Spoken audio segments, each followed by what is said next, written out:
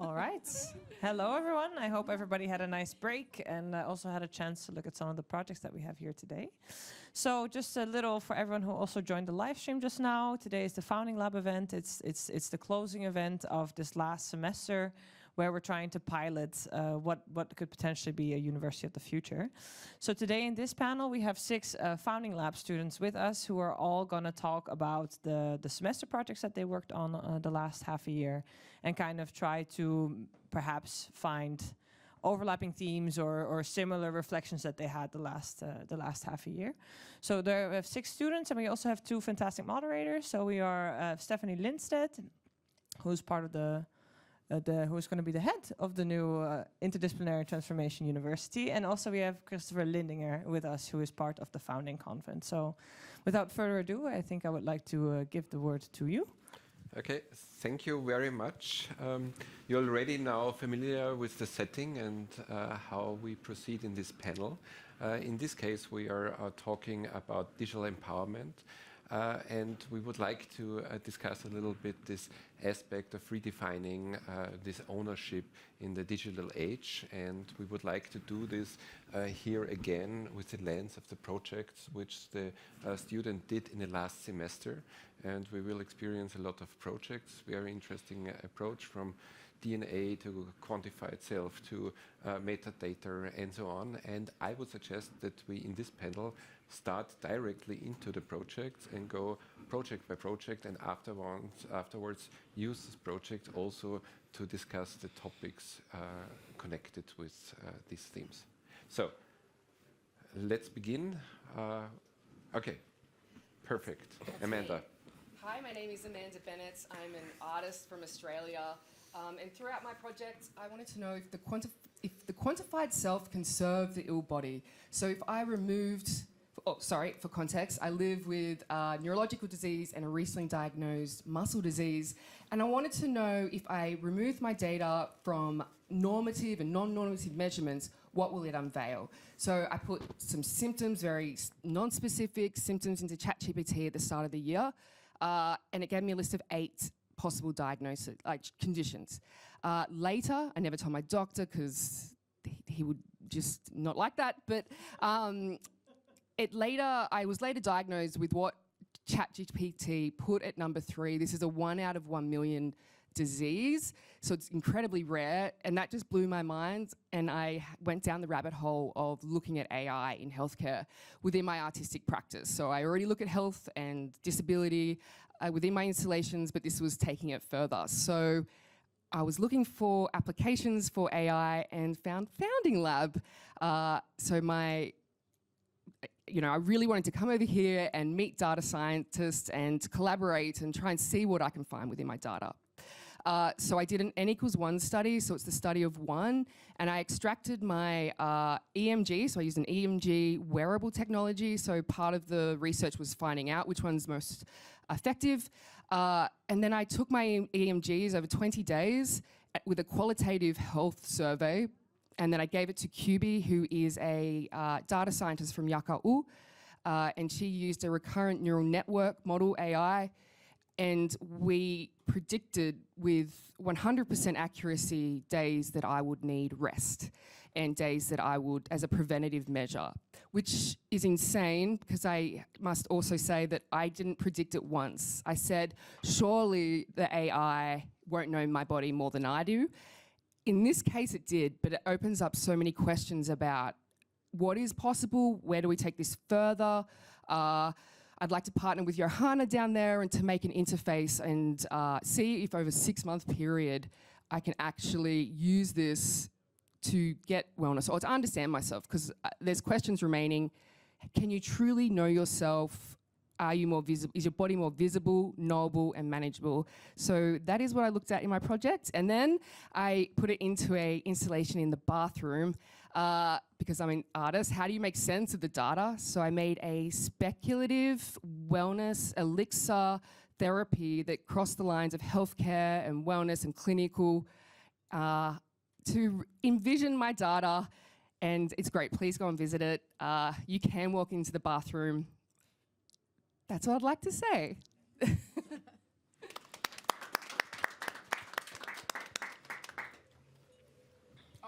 Yes. Okay, the video. This is the bathroom, but please go and look.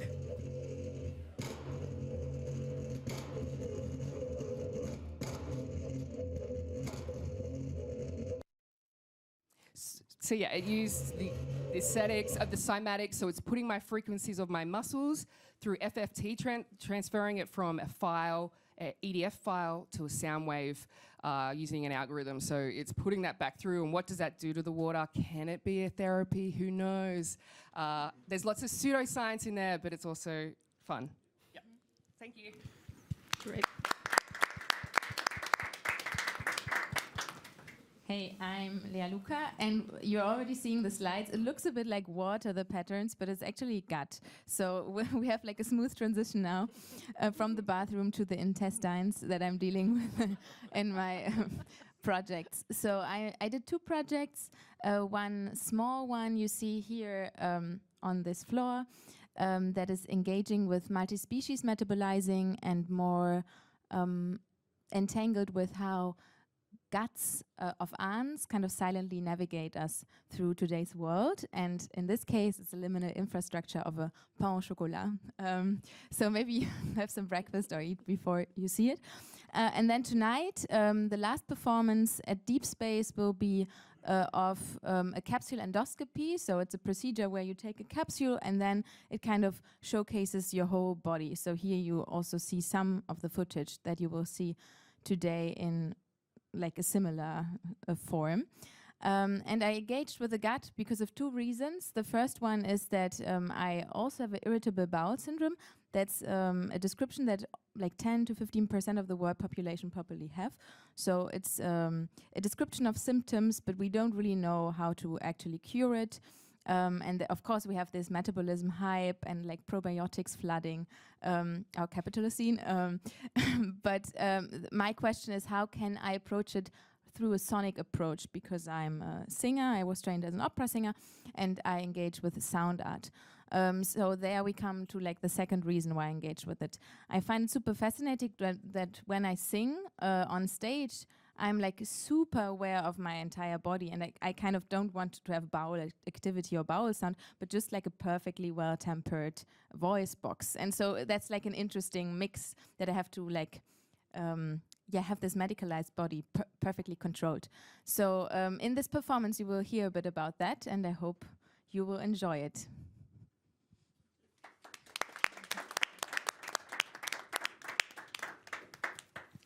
Hello, everyone. My name is Mar Océs, and I am a transdisciplinary artist from Spain, and also a researcher on gender studies. And this is Bimbo Dildo. First, I would like to contextualize the use of the term bimbo.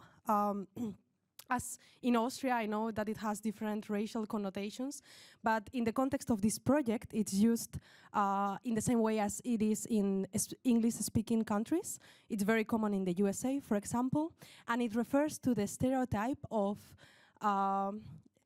objectifying women historically as ornamental but unintelligent, or in other words, pretty and sexy but dumb. In the pop culture imaginary of everybody, we could think of a bimbo icon as Marilyn Monroe, for example. With all this context, what I try to do is discuss this adoption of the role of hyperfemininity and self-sexualization in a self-aware way by reappropriating the term, the stereotype, all the aesthetics that surround it, and also the behavioral patterns that go with it, such as the way we move our body, the way we speak, and in general, the way that we present ourselves and we interact with the world. For the context of this project, what I've done is a prototype, but before of that, I would like to explain also why not only I use the term bimbo, but also why I'm relying on the concept of dildo. I do it by referencing the contributions of Spanish philosopher Paul B. Preciado and his work A Countersexual Manifesto, where he delves into all the possible connotations of the concept of dildo, not only sexual, of course, but also philosophical, technopolitical, artistic, and so on and so forth, among others.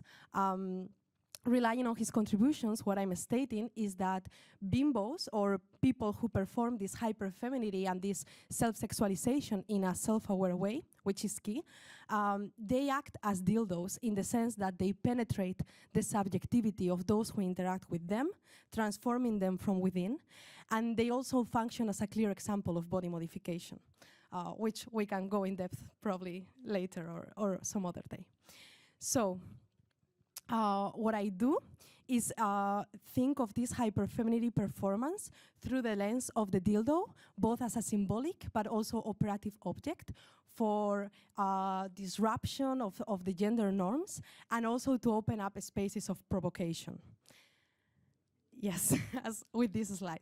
In the context of the Founding Lab, I've developed a prototype that is the most ambitious prototype of bimbo dildo that I've done so far in this research that has been going on already for more than 3 years.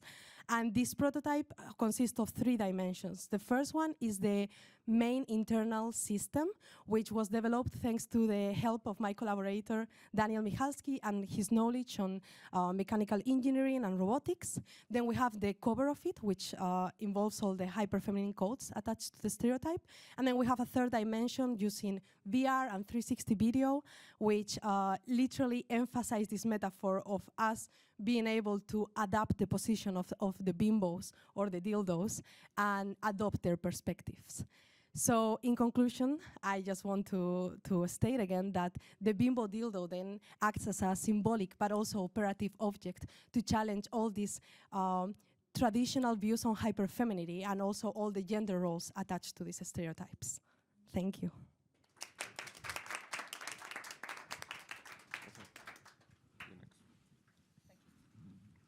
Hello, everyone. I'm Qi Chen, and I'm from China. And you can see my signature. You can see it. And I'm a big fan of nature. So my fascination with interplay between materiality and malleability of a computation shapes my work. And challenging conventional distinction between physical and digital to dreams to explore the human perception to the world. So this is my project D Inc. A, and I have a video, so I will show it.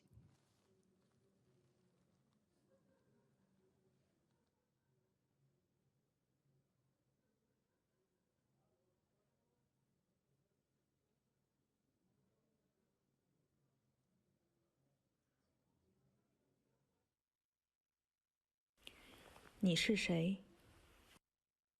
这不是我，但是我们有相同的身份。Are you aware that you have left your genetic traces everywhere?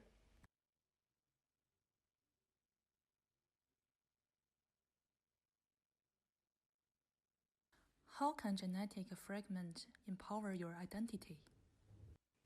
I extract DNA from slaver with a complex sequence. I collect hair from different races and cultures using a hair suction device. And I removed a large amount of proteins from hair to isolate melanosomes. Then I blend DNA from slaver and melamine from hair into a unique ink.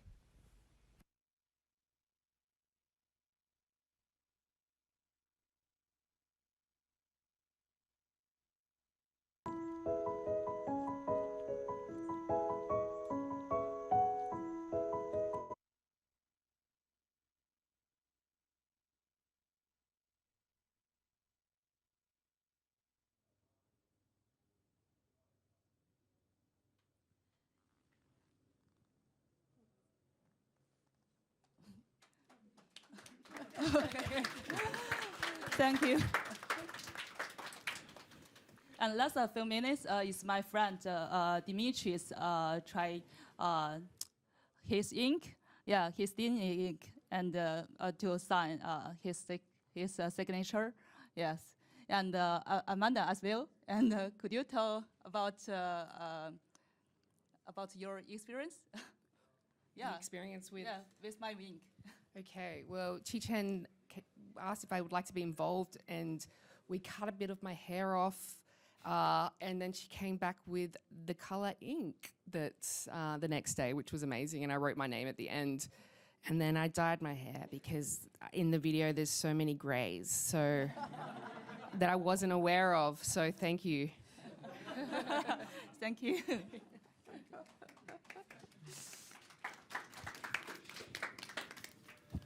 Hello, my name is Johanna, and together with Linus, I've been working on a project called MetaLens throughout the past semester. And why did we choose to work on this? So I think we've all probably experienced that we're currently living in a world of information overload. Like, it's not really a problem to find information on a specific topic. The problem is more to, or the challenge is to actually make sense of all the information that is out there. And the same is also true for scientific knowledge or scientific articles. Like, just in the last 25 years, there have been over 45 million scientific and technical journal articles that were published. And every year, over 2.5 million new ones get added. So it's increasingly challenging to find evidence-based answers even for very simple questions. And this is why we posed ourselves the question, is it possible to make finding science-based answers easier?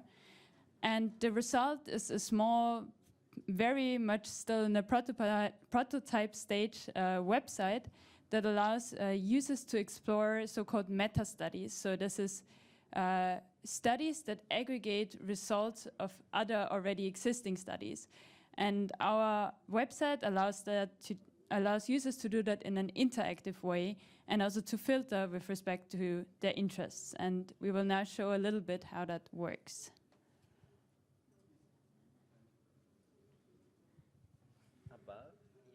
So here we're showing our website where you have search functionalities, and you can search among a large list of meta-studies, which represents various scientific questions. And here we're just going to click on one of them to show you the functionality. It happens to be a study on the link between supervision quality and mental health outcomes. As you can see, you can run an analysis, which essentially means that we split the meta-study into the studies that make part of the whole. And you can see the results of each of the particular component studies as well. The other thing you can do is you can filter the studies. So here, for example, let's say you want only studies with large sample sizes. We have selected a larger size, and then we can rerun the analysis with the changed filter selection. And what we get is we get only 2 studies now out of the original 5. And you can also observe how the result of the analysis changes based on the fact that we have narrowed down our search results. You can use this interface to search among our collection of studies that we're constantly adding to. And we hope to build something that is useful for the general audience as well in terms of understanding science.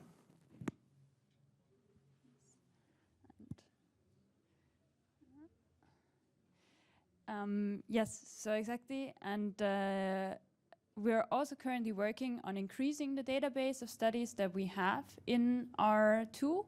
And to do so, we're working on a retrieval augmented generation-based, partially automated pipeline to include more data into the database. This works in a way that we take existing research articles, we basically split them into chunks, so that's just paragraphs, and use pre-trained language models to embed them in a vector space. So that means you turn the paragraphs into numerical vectors in a way that hopefully paragraphs which have similar content or are about the same topic are embedded closely in the vector space. So the distance between them should be very low. And this we can use to then pose queries. So we can ask a question about a specific paper. Let's say how many people were in the treatment group. And then we also embed this query and do a similarity matching. So we extract relevant pieces from the paper that talk about this question, and then feed this information pieces together with the original question to a large language model. This could be GPT or other open source models that you can run locally. And we can then leverage the functionality of the LLM to turn this unstructured data into structured data. So you would get out the JSON, for example, with the actual number. So this is a pipeline that we're currently building. So we have some first prototype of that as well. And we're currently working to improve that in order to extend our existing database and partially automate the process of actually adding new things, because otherwise it is very labor intensive.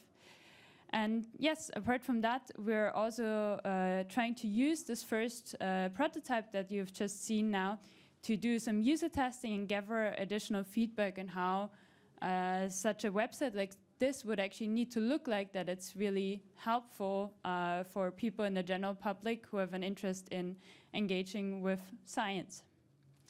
Thanks.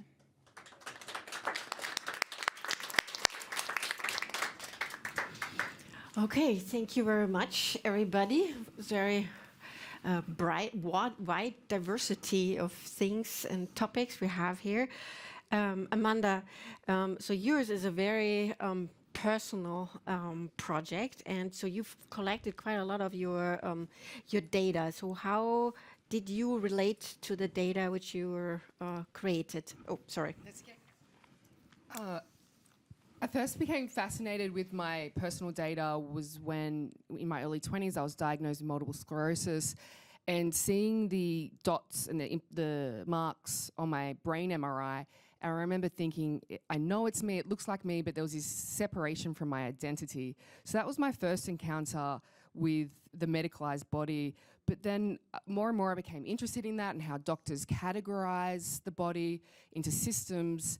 So I've been looking at this for a while, but in this case, I had never worked with an EMG before. I had to research how to use one, which is reliable, to get the data that we needed. But then I've been reading a lot about the quantified self with Kate Crawford and Deborah Lupton. And can we really make sense of all this data that we have in our Apple Watches or trackers? And studies seem to show no, but so I wanted to question that. What if my data is untethered from third-party big data?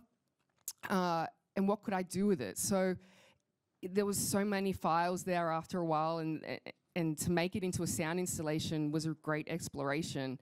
And I was really happy that, I didn't think that this AI model would work at all. I thought even like Dimitri's like, this isn't going to work. So I was quite shocked that it did, which is amazing. It's truly amazing.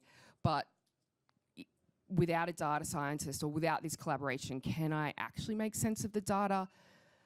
Time will tell. But yes, I don't know if I answered your question, but yeah. Okay. Well, so it's really self-empowerment, right? To be able to analyze your own data and also to then maybe be able to infer actions or inactions out of it. So I was looking while studying, like researching for this. Half of it was just researching. There's a term called cryptechnoscience. It's people with disabilities. So I have 2 disabilities.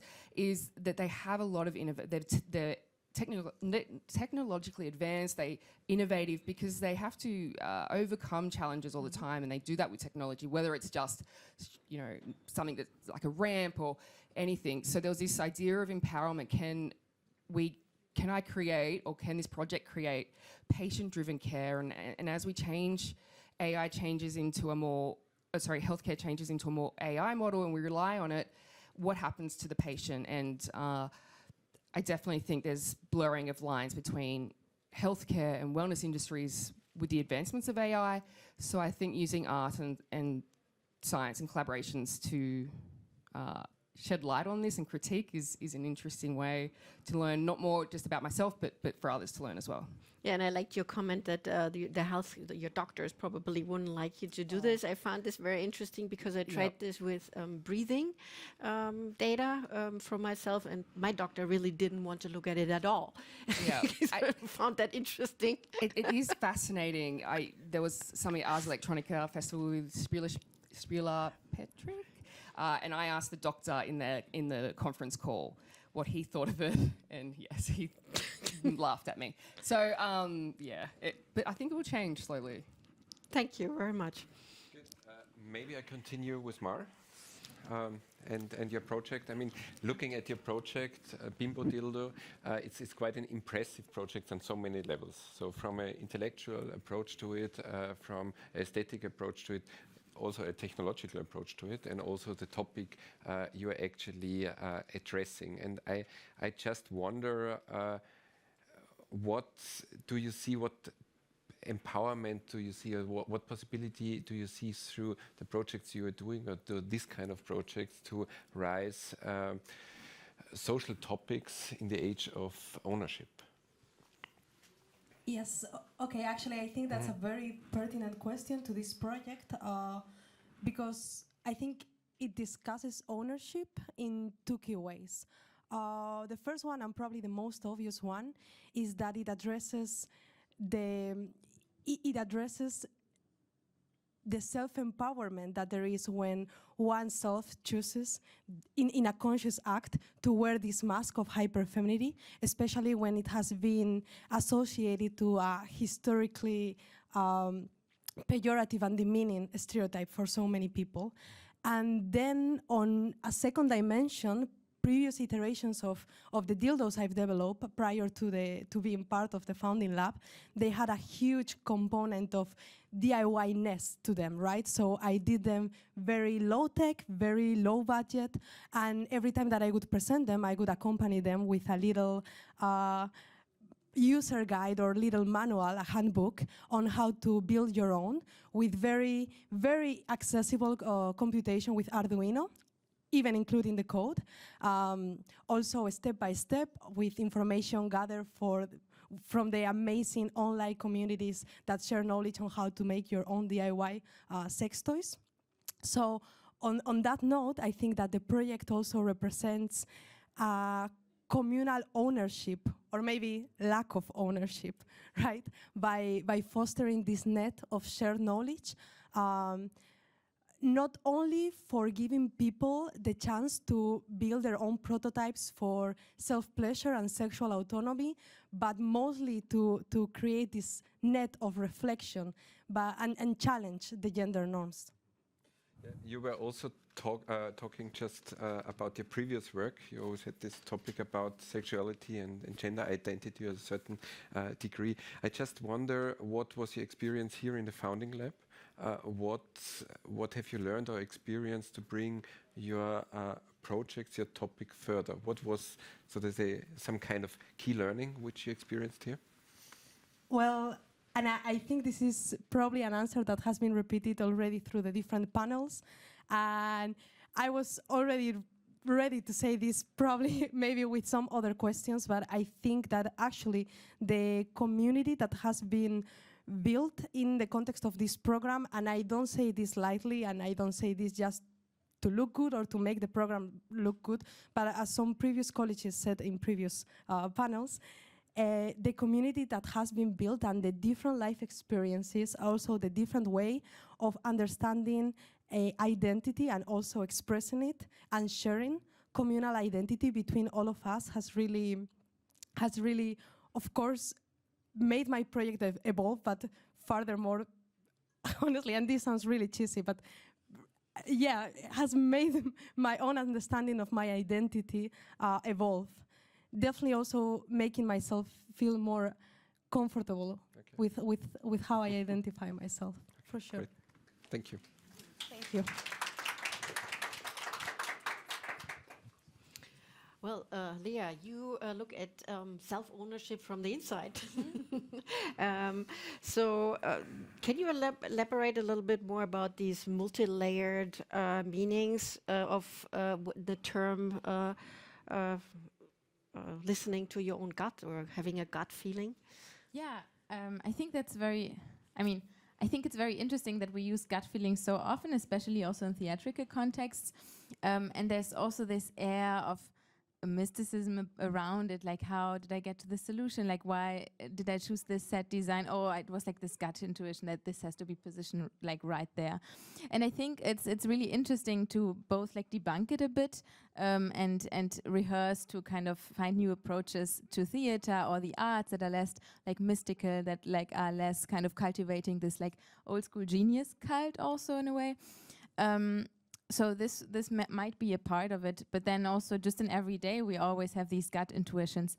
And so I was interested in kind of listening into it, despite also knowing that there are medical approaches and that there is the medicalized body as well. So how do we study our gut? How does this relate also to sound? And then I went to a lot of like institutes, also veterinary institutes, and also research institutes that study the human body. And what I was so interested in, so there's so much money or funding to study the human brain. So now there's a lot of funding to study the gut-brain axis. So we kind of like, we start from animals studying their guts to kind of learn something about their brains, to learn something about the human brains ultimately. And so there's this weird like hierarchy of organs in studying them, and also like this ownership of knowledge that eventually kind of ends up with like studying the human brain. So I kind of want to like get it back to the intestines and the gut region, and I mean, not all by myself, but I think I just want to have some exploratory approaches. And so what we will do through the founding lab, I actually met some really cool people, and that's why I also had the braveness to apply for STARTS, and then I got the STARTS grant. So now I'm working with the Max Planck Institute for Empirical Aesthetics to kind of find approaches that understand, or like that make us understand how the gut reacts to sounds. So our next study will be like a lot of people listening to gut sounds and seeing what that actually does to the gut. Yeah.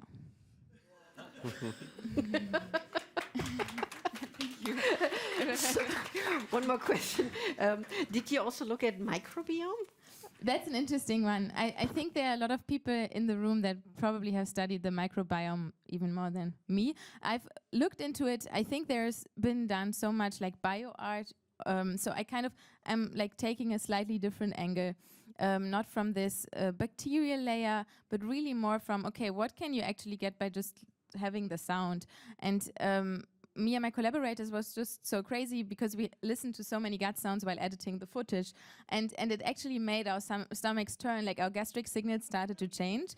So tonight, maybe you will also notice something, and we also encourage you to like fill in like a little explorative questionnaire. So it's not so much about the microbiome, it's more about the sounds. Yeah. Okay, thank you. Good. Maybe we proceed here with Linus and Johanna. And actually, today we had at ITU a little bit a discussion also about, you know, publication, the science culture we are facing on a day-to-day basis. And actually, in your project, you are a little bit reclaiming with a very interesting tool, you know, this data which is published in Science, making one project, which is on the one hand side a very good interaction piece, so to say, to address this data, but on the other side, you're also addressing this term of ownership, reclaiming ownership, and you are addressing a little bit a criticism about the current practice in science. And I just would like to ask you a little bit, so to say, what is your approach, your personal feeling, your personal learning from these publication cultures which are out there and which led to the interest to come up with a piece like this? So I think there are two things of interest here. I think on the one hand, there is this issue of science being something out there that people have a difficulty understanding. And this is one of the things we want to address with our project by just enable enabling people to visualize science. There's a lot to be said about mathematical visualization and the power of that to help understand ideas a lot more intuitively. So that's one thing. The second thing that perhaps goes even more into the publishing culture is that there's this thing called research debt, where researchers carry on their research, but they don't spend that much time explaining it. And we thought something like this could be used as a tool for researchers themselves to help people show their research in a more sort of intuitive way. And that could maybe go in that direction longer term. But of course, what we're doing is a prototype, and it's a long time before we can make a dent in the research culture that is currently developing. But maybe, Johanna, do you have any recommendations to ITU in terms of a research culture in this kind of addressing publications? Is there anything what we could learn from your experience? I mean, first of all, I guess that's pretty obvious, just making your research public or open source and not behind the paywalled sites, in a sense. I think that's the first step, and that's also a prerequisite for our project to work, because we are trying to make research even more accessible, but that only works if researchers are also willing to share the knowledge. And I think what is also another point that would be amazing if more universities or institutions would pick that up is also the data sharing part. And maybe it would even be possible to have multiple universities agree on some kind of a data format where you could just have a collection of different data sets that have been collected throughout various studies or research and make that openly accessible. I think that's also would be a very good step also in terms of thinking in terms of replication, biases, or other issues that just can happen during the analysis. Thank you. Well, so Kishen, with you, we are going back to analog, basically, and this development of this DNA-based ink. How did this idea evolve? Yeah, my inspiration from my personal experience. I found when I do some intense work, I found my hair left anywhere. So I start to observe it, how much, how long, and where it's full. Yeah, I think it combines our lots of information about our races, our eating habits, and one day's trajectory. Yeah. And I was wondering how can use this genetic fragments to identify ourselves. Yeah, that's why I did this. Okay, thank you very much. Thank you. So I think we open up the floor now to questions from the audience, if there are any. From the physical or virtual audience? Yes. Or maybe also you have questions for each other. But maybe I have like a question for Chi-Chen to start it off. Because I think it's very interesting that you are like developing this very analog thing, right? It's ink, even though when we write nowadays, 95% of the time we are typing something. So how do you see this the place of this very analog thing that you made in this world that will become actually more and more digital over time? I think in the realm of a digital transformation, my DNA, D-Ink-A artistic practice represents innovative adaptation of traditional materials. And this biotechnology advancement combines between the personalization and authenticity to physical ink. I think is distinguish itself in the world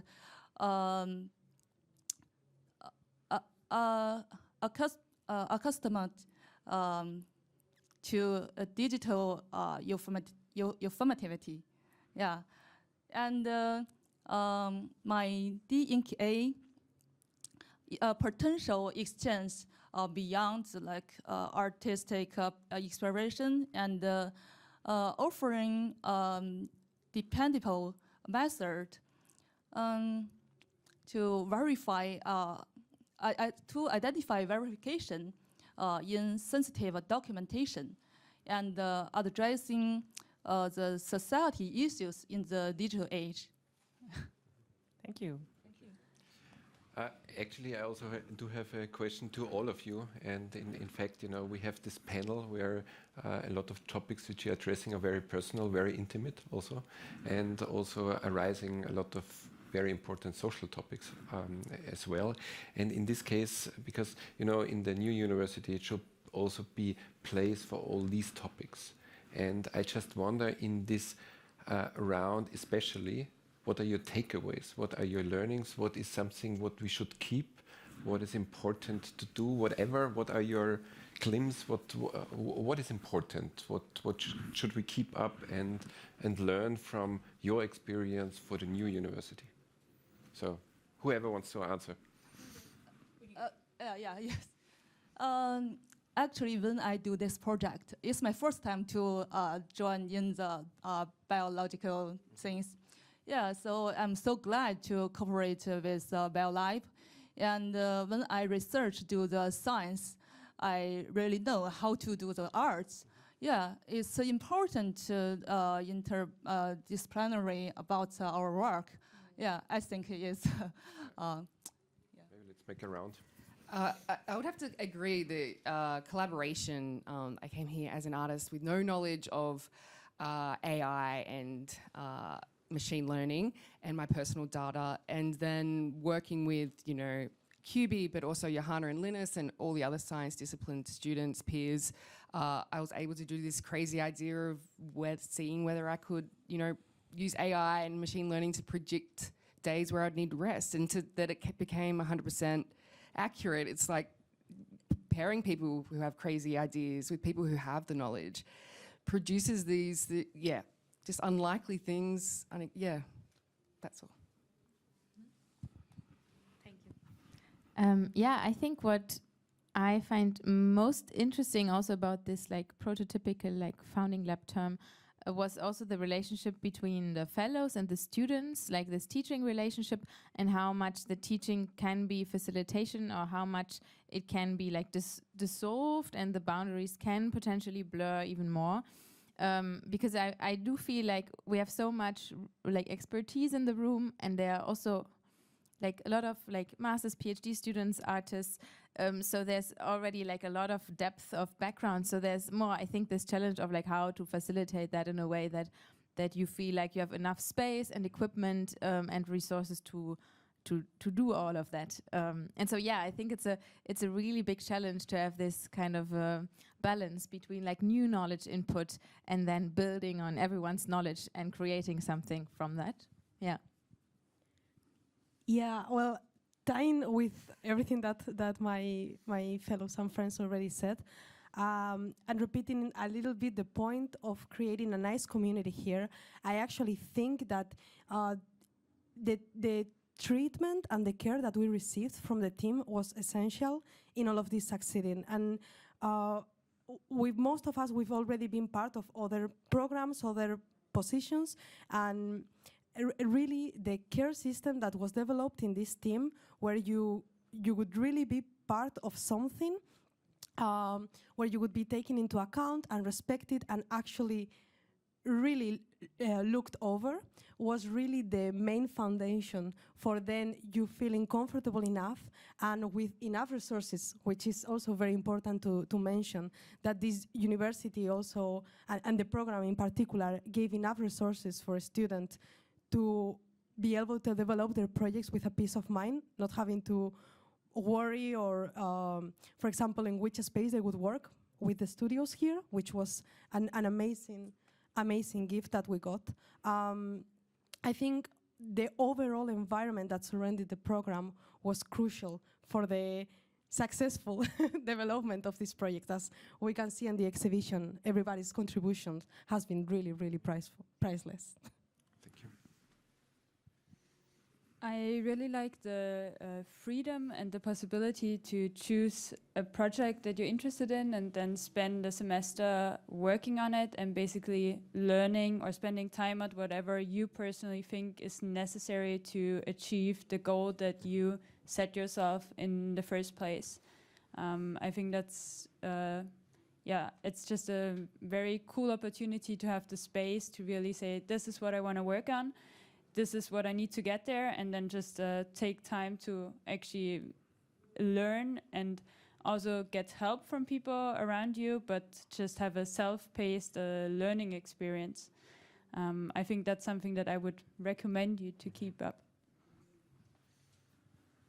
So one further recommendation, which is perhaps partially inspired by my work or our work on science, would be to keep things open and transparent. And I think this is a practice that works and is really important both in science, but also in smaller things like our projects. It seems that when people were given access to resources and an ability to freely use those resources, that's where they were able to get the most creative and produce the most interesting results. So I think this principle of allowing people to access multiple resources and putting it out there is important for the new university as well. Okay, thank you very much with this. I think was a good ending moment for the panel, and now I give the word back to you. Exactly, because we do have some time, so there is some time Is there? for audience Okay. questions. Oh, sorry. I think.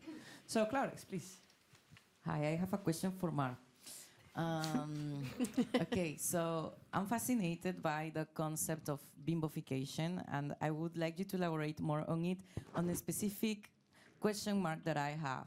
So, my gut tells me that you could find a lot of restrictions. First of all, just being a femininity inside a lab or an academic space, but now it's a form of femme that reclaims the sexy power that it has, because being a bimbo has been used, like you said, as an insult.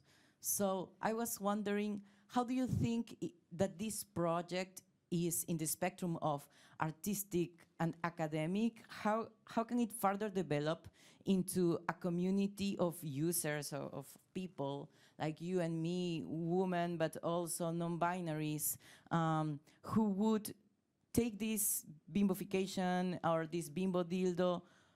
Is it in your concept, is it meant to be a synonym of penetration sex? Is it more about celebration of look at us being this bimbo person?